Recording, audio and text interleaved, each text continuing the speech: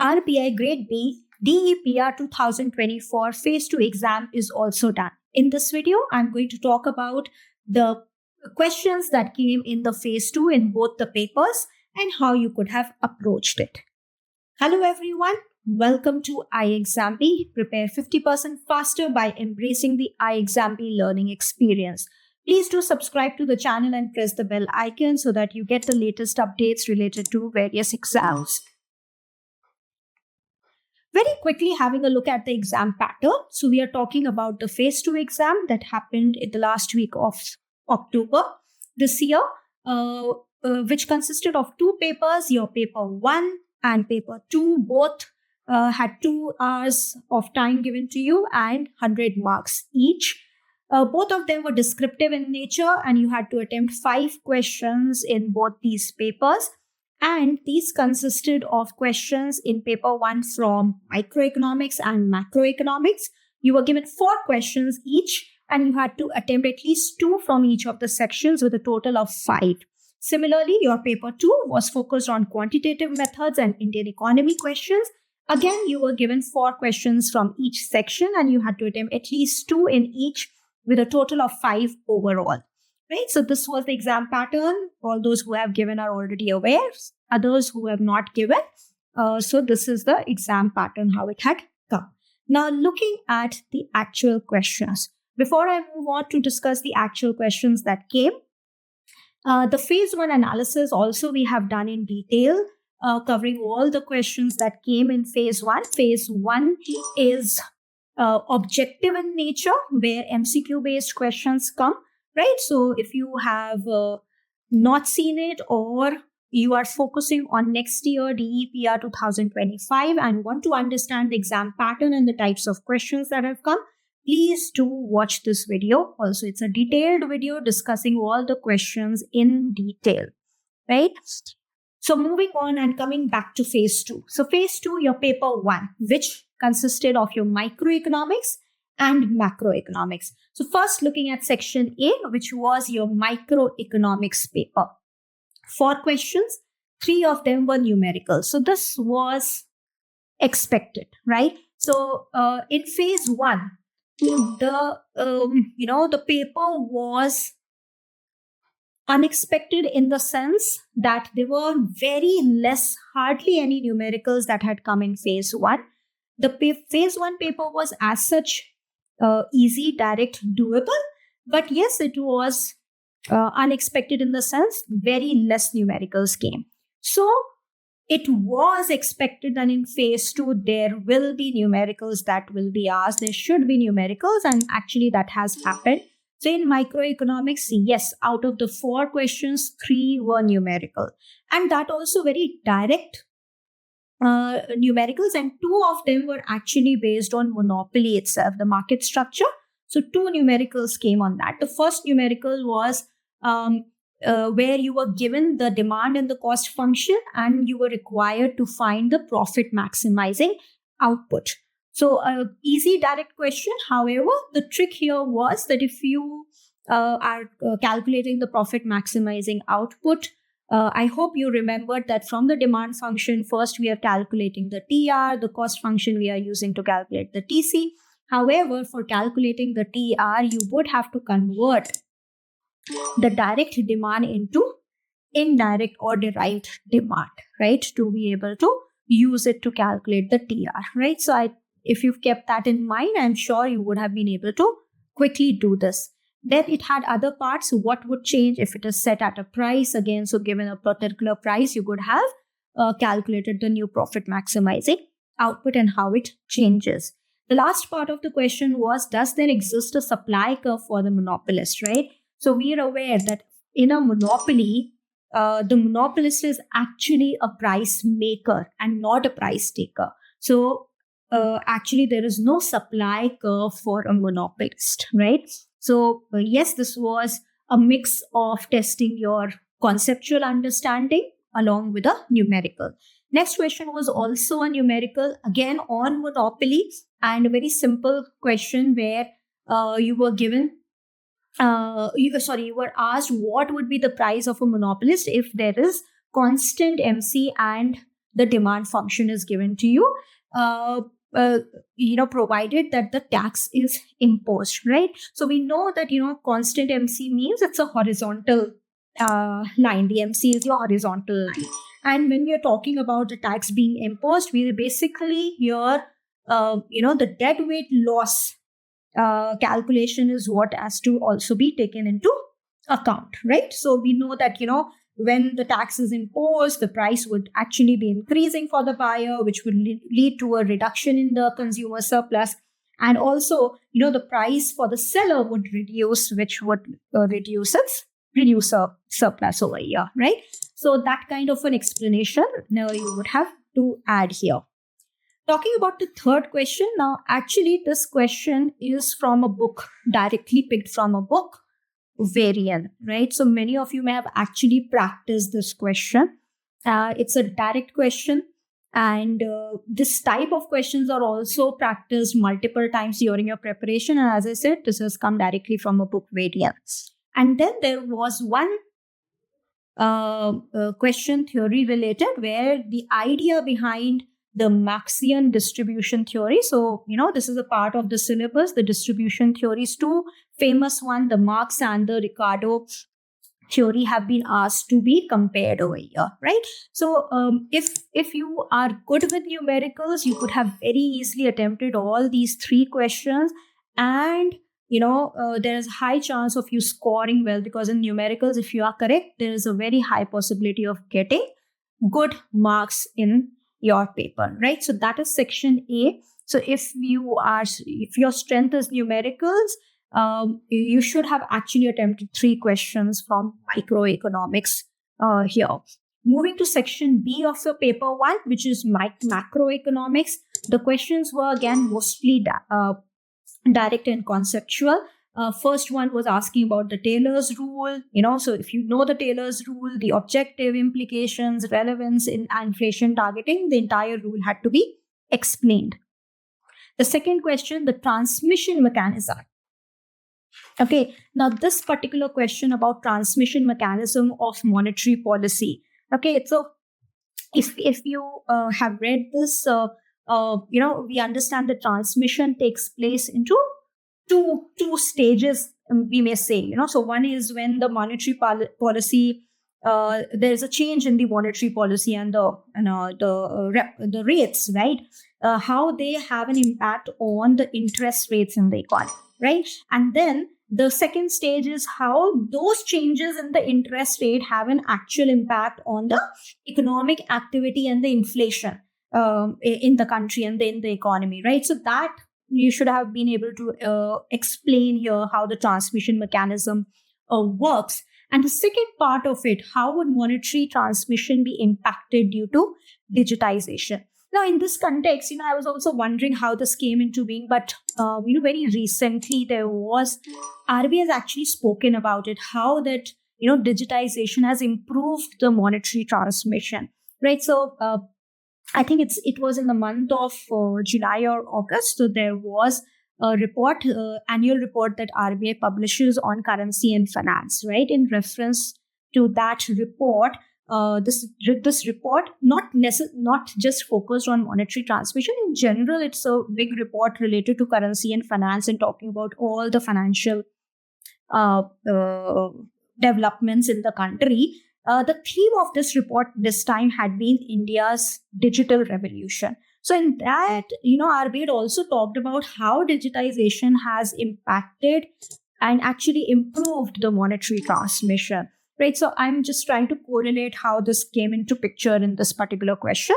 So yes, it's very, very important when we are preparing for DEPR exam, right? We understand what all trends RBI is following, and when we see the questions on Indian economy, we'll understand it further, right? Third question was direct Ricardian equivalence. You had to write an answer on that. And the fourth question was related to the principle of ability to pay or the benefit to pay, right? So what are the merits and demerits of both these principles? So basically, this is talked in context of how the tax should be imposed, right? Whether it should be on the basis of the ability to pay or on the basis of the benefit to pay, right? The benefit to pay is whoever is using a particular public good or service, they should pay for it, right? Say, for example, in case of road taxes, right? Whoever uses the road, they are paying the toll and the road tax for it, right? Whereas ability to pay is dependent on, different factors which could be assessed. Maybe the most common way of assessing the ability to pay is the income, right? The income levels, right? So that those principles of how the tax should be imposed, that is what had to be discussed over here, both the merits and the demerits of each of these principles. Okay, moving on to paper 2, the section A was on quantitative methods. Now, when I talk about paper 2, I will say, yes, people found paper 2 more challenging. Overall, the feeling for phase 2 was that it was a challenging paper. I will agree that with that for at least paper 2. For paper 1, I will say it was, much more doable and easy and direct. Paper 2, yes, it was a little challenging because unexpected, I will say, or less expected topics were asked. So RBI is also trying to maybe change the trend from the most expected aspects, but rather trying to understand your understanding of the different topics, right? So give you an example, the first question, given two trend regressions. So one was linear and the one was quadratic, and you had to interpret these models and describe which one should be chosen and when should the other model be chosen. So you can see, if you understand both the regression, the linear and quadratic, of course, you can write the merits, demerits, the usages of each. But the interpretation is, or the application part is what is important here. So if you only written about the theory about both these regressions, linear and quadratic, then that will be, you will fetch less marks. But if you focused and explained the application and how and when these should be used, that is where you will get more marks, right? Second question on Box-Jenkins methodology for inflation target using ERIMA 1. This is a question from your time series. And then the third question, this is, I'm not 100% sure. This is what we've got from the students. So if you have any other inputs, please feel free to write in the comments also.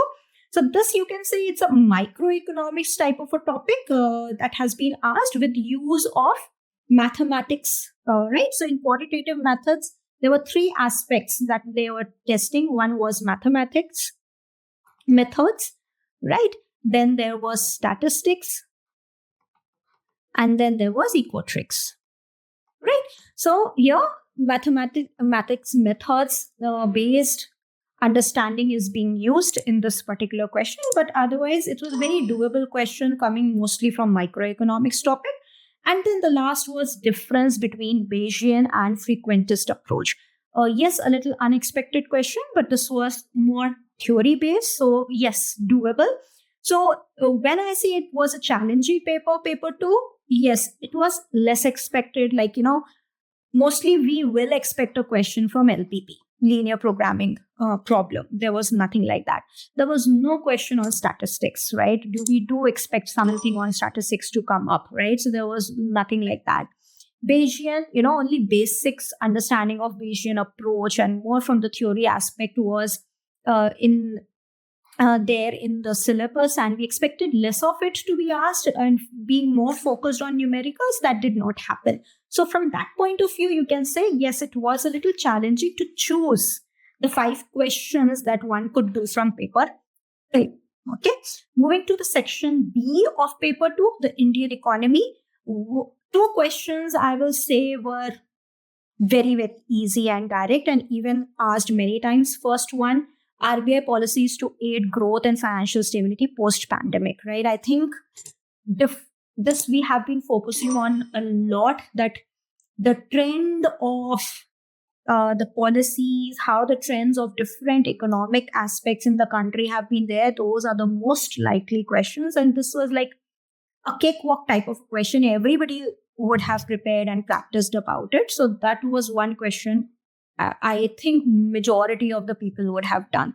Second question related to the fiscal multipliers. Again, mostly, yes, this is practiced in detail.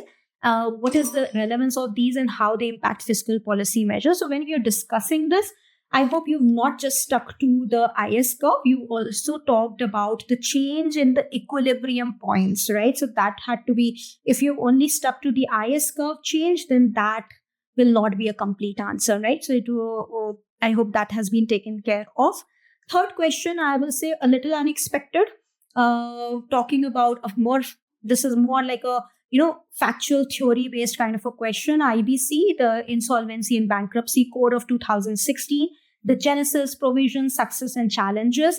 If I try to correlate, definitely RBI has been talking about it. There have actually been articles in RBI monthly bulletins, and also in January of this year, there has been speeches on the progress and the success of IBC also that have been there, right? So yes, whatever has been the trends, the focus areas for RBI in last 7-8 months that have been found in the questions this year, whether it was economics paper or for that matter even the descriptive English paper that came in phase 1. The fourth question was critically examine the long-term low emissions development strategy by the government of India. So there was a report of long-term low emissions development strategy that came out in 2022, right?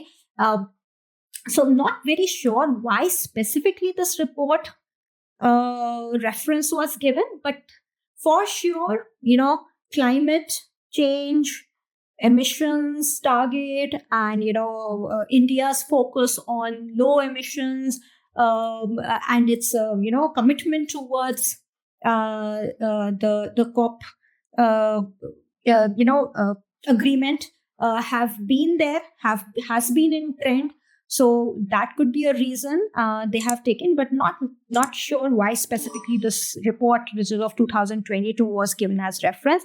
Irrespective, if you've been reading and practicing about climate change and India's commitment towards low carbon footprint, you would have been able to attempt this question, right? So repeating again, yes, paper 2 could have been a little challenging while picking up the questions, which one to take from both the sections, but definitely doable. So people who have had a good conception and application-based preparation would stand out in this exam this time, right? So that ways it could be, we may say it was a good paper for DEPR this year, right? So yes, that was about phase 2, but what next? The journey is not over yet. You've cleared phase 1, phase 2 you have written, and I'm sure you know how you have done it, right? So don't sit down, don't wait for the result. The interview stage, the third stage is still left, right? And this carries 75 marks, right? So your phase 1 was of 200 marks. Okay, your phase 2 is again of 200 marks, and your interview, which is your phase 3, will be of 75 marks. Total of 475 marks is from which you will have your final selection. If I talk about last year, the cutoff for the general category was 322 marks out of 475, right? So let's see what it will be in the stage wise. All cutoffs will be revealed only after the final selection has been done. So what you should be doing is now start preparing for your interview stage, right? As I stated, in phase 1, phase 2, if you see how the papers have been made, they have been focusing on your understanding of a lot of concepts, the application of it, and the things and topics which are in trend and are always talking about. So best way to start is the RBI website, right? Start reading. There will be no love lost for you, irrespective of what happens for your phase 1 result. Okay, here on website, start reading the speeches. It will give you a very good understanding on what is important for RBI right now. What is RBI talking about? Okay, it will give you a good bird's eye view of a lot of topics, right? So read these speeches. Also read from the RBI monthly bulletins. There are very good articles written, a lot of research based also, which will again help you in both the application aspect and also what all RBI is focusing on.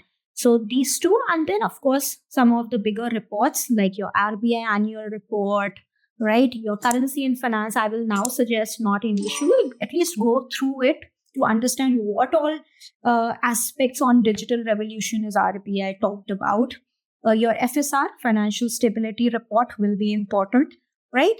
And of course, the economics survey will also be there, right? So these are few areas where you should start reading for your interview stage also, right? For anything else, you can always reach out to us on our YouTube channel. You will also find success stories of last year and 2022 candidates who cleared and became DEPR officers. So listening to them would also give you the right kind of motivation and points from which you can pick up to prepare for your interview stage, right? If you have any other questions, you can always reach out to us. And as I said, don't forget to subscribe to the channel. Wishing you all the best.